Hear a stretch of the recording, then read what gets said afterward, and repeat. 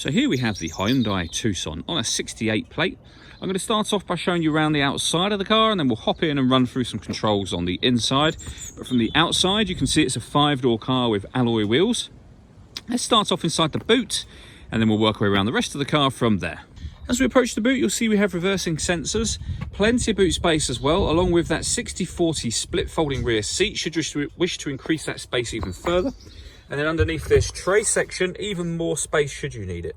Okay, so we're just going to work our way back round to the front of the car, and then we'll hop in and run through some controls on the inside. But now that we've done a full circle of it, you can see it's in excellent condition the whole way round.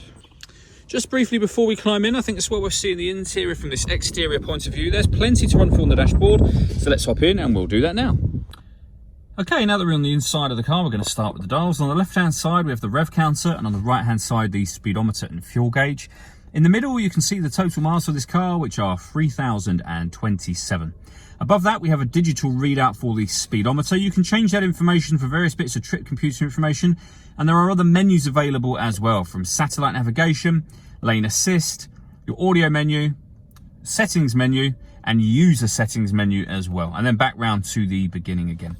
If we back out to the steering wheel, the buttons I was using just a moment ago are here. We've got cruise control and speed limiter over that side as well. On the left-hand side, we have stereo and phone controls, including voice activation for the phone. So hit that button, ask it to dial anyone in your contacts list, and it will do that for you without you having to take your phone from your bag or pocket. That is, of course, once you paired it up, and that is done over on the touchscreen in the center just here. You can either hit the phone icon via this, or on the steering wheel itself. But if you hit the phone icon, just follow instructions on screen from there. We are going to close that. We don't want to pair a phone at this moment in time.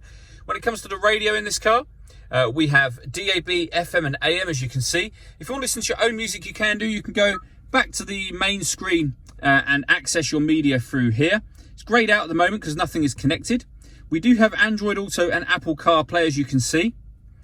We've also got satellite navigation. There's a full video showing how the satellite navigation works that can be found both on our website and also on our YouTube channel as well. And if I put the car into reverse, you'll see that this car has got a full color reversing camera with guidelines showing you what direction it's headed in relation to the image that you see on the screen. Working our way down, we have dual zone climate control. So you can adjust the passenger and driver temperatures, the fan speed up and down. You can determine where you'd like the air to be distributed.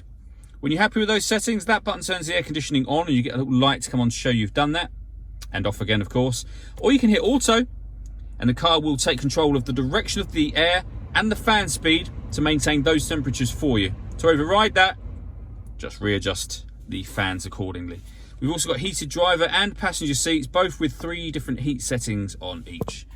Under that, we have 2 12-volt charging sockets, as well as the auxiliary and USB inputs, which are 2 of your ways of connecting up devices to listen to music. We have a 6-speed manual gearbox, next to which we have these buttons just here. So firstly, that one turns off the parking sensors. This one turns off the stop and start. This car is designed to cut out when it's stationary in traffic to save you fuel. That turns that system off. And these 2 I'll show you up in this central area just here. Firstly, the green symbol that's just come onto the right-hand side signifies that we've turned on downhill brake control. And the button above that will put the steering mode in either normal or sport. All that leaves me to say is thank you for taking the time to watch this video. If you'd like to come and see the car in person and have a test drive, please feel free to call any of our MJA sites. We'd love to hear from you soon.